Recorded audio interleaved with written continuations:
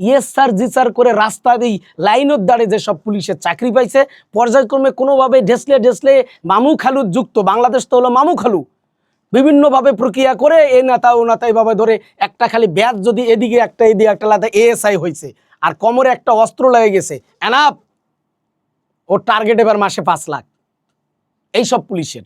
আর এই সব পুলিশদের কারণে বাংলাদেশের বিসিএস ক্যাডার অফিসার পুলিশদের সম্মান নষ্ট হয়, পুলিশ ডিপার্টমেন্টকে গালিগালাজ করে দেশের জনগণ এই সব পুলিশের কারণে। কারণ কি জানেন, ওই যে কোর্ট কর্তৃক যে অ্যাপ্লিকেশনটা দেওয়া হয়েছে তদন্তের ভারটা, ও যাই তো সঠিক তদন্ত করবে না। এই যে আপনি শিশু দর্শনের বিষয়টুকু বলতেছেন না, আজকে রামিসাকে নিয়ে আমরা চিল্লাচিল্লি করতেছি, সব বিষয় নিয়ে তো আমরা কখনো নামিনি, কিন্তু রামিসাকে নিয়ে আজকে আমরা নেমে দেশের জনগণ অনেক চিল্লাচিল্লি, অনেক মানববন্ধন সমাবেশ করতেছি, সব বিষয় নিয়ে তো আর প্রতিদিন আমরা নামি না।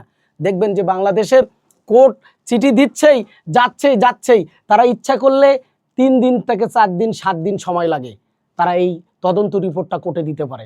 তারা বলে কি, ওই যে বলছি আইন, ব্রিটিশ আইন 2 মাস হাতে ওদের সময় আছে, 60 দিনের মধ্যে ওরা রিপোর্ট দেওয়ার আইন আছে ওদের হাতে, ওরা এটা এখন পিছাচ্ছে, তারা তদন্ত রিপোর্ট আনার পরেও পিছাচ্ছে। আমি আজকে একটা কথা বলি, আমি একটা বাস্তব কথা বলি, আমার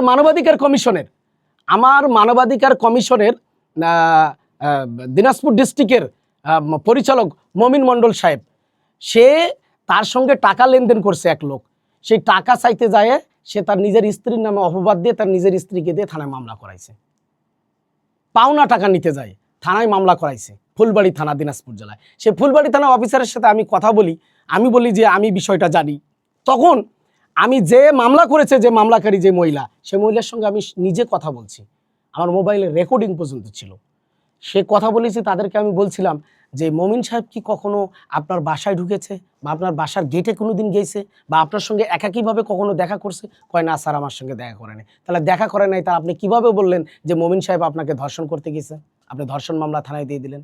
কয় স্যার আমি কি করব, আমার হাজব্যান্ড আমাকে বাধ্য করাইছে, আমি যাই দিয়েছি। এই রেকর্ডিংও আমার কাছে ছিল।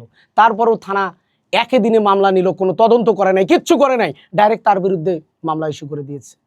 এমন অবস্থা, পরবর্তীতে ওই মহিলার হাজব্যান্ড সকলে সহ আমার ওই পরিচালক সহ বসাবসি হয়েছে, আলোচনা হয়েছে, আলোচনায় আপোষ মীমাংসা হয়েছে, লিখিত হয়েছে। তারপরও থানা কর্তৃক যখন রিপোর্ট দিতে বলতেছে যে আপনি আমাদের চার্জশিটটা জমা দেন, সে চার্জশিট জমা দিতেছে, সেখানকার অফিসার সম্ভবত ওনার নাম আশিক নাকি, আমার এই মুহূর্তে মনে নাই, ওই ফুলবাড়ি থানার সাব ইন্সপেক্টর, তার সাথে আমি কথা বলি, সে মমিন সাহেবকে বলে কি আপনি টাকা দেন, সে সরাসরি যায় টাকা চায়, যে আপনি টাকা না দিলে আমি রিপোর্ট পাঠাবো না। পরে বাধ্যমূলকভাবে আমরা 10,000 টাকা দিচ্ছি তাকে, বাঁচতে হবে তো, করতে বুঝতেছে না, মিথ্যা টাকা হ্যাঁ সত্য করে দিচ্ছে। এই যে পুলিশের অপব্যবহার, এই পুলিশ ভালো করেন, বাংলাদেশের পুলিশ ভালো করেন, বাংলাদেশের পুলিশ যেদিনকা ভালো হবে, আমি মনে করি বাংলাদেশের কোনো ডিপার্টমেন্ট লাগবে না। বাংলাদেশ পুলিশ যদি ঠিক থাকে, তাহলে বাংলাদেশে কোনো সন্ত্রাসী, কোনো মাফিয়া জন্ম নিতে পারবে না। আগে পুলিশ ঠিক করেন। মাননীয় প্রধানমন্ত্রী, আপনাকে বিশেষভাবে অনুরোধ করতেছি, বাংলাদেশে শুধু পুলিশ ঠিক করেন।